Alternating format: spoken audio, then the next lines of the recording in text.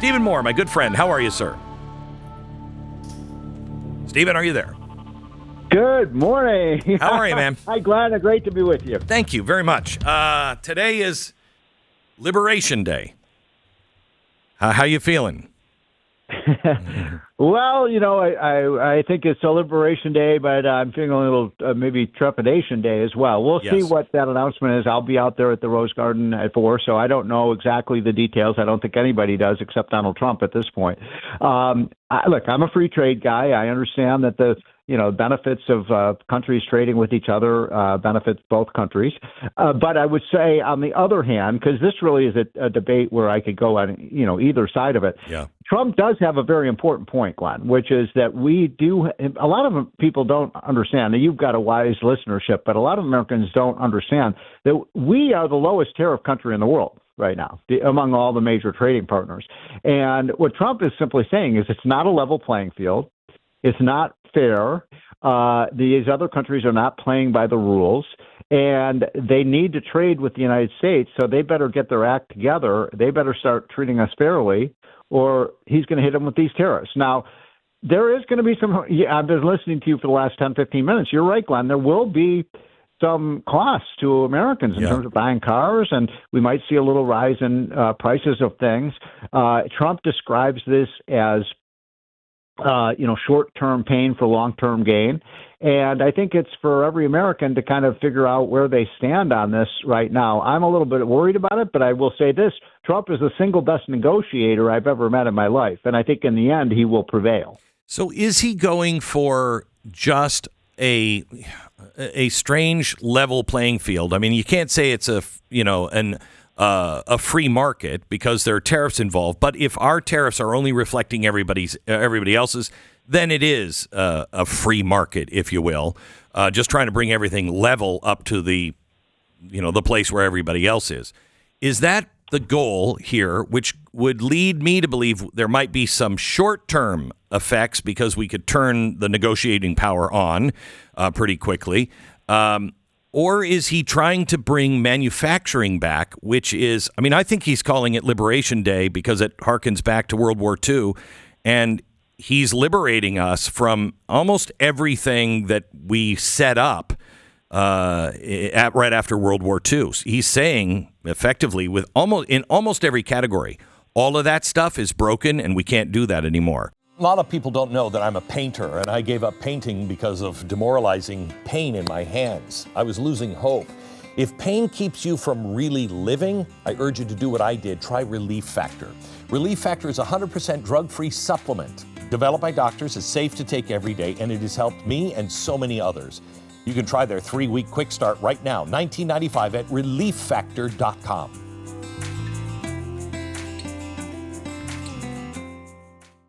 So is he saying we're not going to be part of this global thing anymore? We're going to bring manufacturing back here, and that's going to be tough, but it's the only way to really, truly grow our economy by building things here. Which is it, or is it both, Stephen?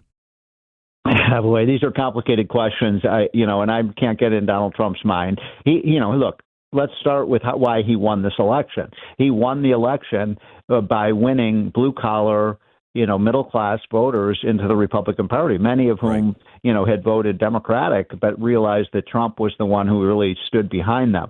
I believe, Glenn, the answer to your question about how do we make America number one in manufacturing and, obviously technology and other industries that are so important. I believe many of the other things that Trump is doing. For example, an lead article in the Wall Street Journal this weekend didn't get a lot of attention on the front page was that that Trump is deregulating our economy. Is going to reduce costs for American companies by as much as $1 trillion. That's going to make us very competitive. Hang on just a second. I was just talking about I'm not seeing enough about cutting the regulation, and also cutting of tax cuts, because if you don't have those to go along with the tariffs, this isn't going to work. It's just not going to work. Yeah, no, great minds think alike, and that's exactly what I was going to say. And it was almost like we were saying the same thing. So, you look at the tax plan that we put, and Larry Kudlow and I put the very first version of that tax plan together for Trump back, 8 or 9 years ago, and it was a huge success. Glenn, one of my frustrations right now with the Trump administration, with the president, I love this guy. I mean, I would go through a burning building for him, and he would do the same for the country. Have you heard him talk a lot about the tax cut in the last month? No. Have you heard him talk about deregulation last month? No. It's all been about tariffs. Right. And, that's the medicine, but people want to see the good stuff. There are issues that unify the Republican Party, like lowering tax rates, deregulating the economy, pro-America energy policy, those kinds of things. Frankly, the tariff issue is an issue that kind of divides us. I mean, some of my best friends are in favor of it. I'm kind of on the fence on it. Others are strongly against it. So I want to see Trump talking a little bit more about all of the benefits of these other things that he's doing. I mean, the fact I've waited 40 years, Glenn, for a president to say we're going to dismantle the U.S. Department of Education because it's totally useless and it probably does more damage to our schools. Well, he did it. I know he did. I mean, I was there when he signed that executive order. Wow. That was amazing. He's doing incredible things for our country, but a lot of that gets overshadowed because all he's talking about right now is tariffs. Well, he's got to bring a lot of people to the table. So what do you think is going to happen at 4? I mean, he obviously picked 4 o'clock because the stock market is closed, right? Yeah, I guess so. I mean, you may very well be right. I think it's going to be, nobody knows exactly what he's going to say, but I think he's going to call for a 10 to 20% across the board tariffs on just about anything that comes into the U.S. Now that's going to raise prices. I mean, if you put a tax on things that come in, to some extent, consumers will pay the cost of that. And then I think he's going to go after certain countries that are the worst abusers, like China. And by the way, I'm all in favor of going after China. I think China's a menace to I do too. You were one of the first people who started talking about this, Glenn, 25 years ago. So, China is the enemy. One thing I don't get, and I say this with all due respect because I do love this president. I don't understand why we've had so much discussion about Canada. Canada is one of our most important allies. I know. And why aren't we talking about China and some of these other countries that are, dangerous to our economic and national security? Yeah, I've been questioning that. So let me ask you, best case scenario, what happens? What do we look like in a year from now? That other countries dramatically bring down their tariffs. It's not just tariffs, by the way, Glenn. And Trump's made an important point here. It's also what are called non-tariff barriers. The fact that many of these countries have various rules that close the markets to American products. And I'm not just talking about manufacturing products. We're the breadbasket of the world. We have the greatest, most productive farmers in the world. We produce more food and agriculture products than any other country. And yet many countries lock out our wheat and our corn and our barley and our meat, our dairy products. So I think if this works out, and I would never bet against this president, I think you're going to see other countries having to open up their markets to American manufacturers and American farmers and American technology. By the way, our technology companies are completely discriminated against by the Europeans and these other countries. So there's a lot to be angry about. Brussels said, I think yesterday or early this morning, we got war plans, economic war plans. You go ahead. You launch these. We're relaunching our own attack, tomorrow. Bluster or real? I'm sorry. Who said that? Brussels. EU. Oh, the EU. Yeah. Right. Okay. Well, let me address that because, first of all, I'm so sick and tired of these sanctimonious Europeans and these some of these Asian. We don't hang out enough, Stephen. I just love you. Go ahead.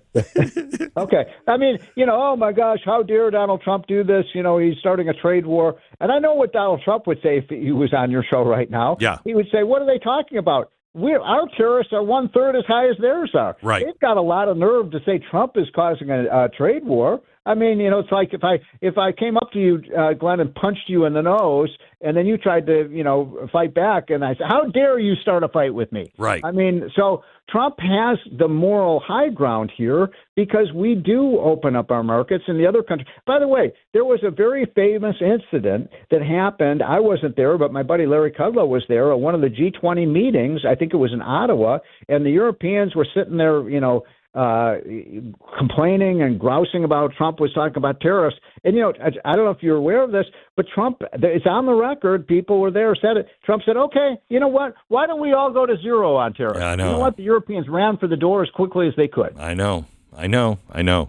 So now tell me what you think is a likely scenario if things don't go exactly the way.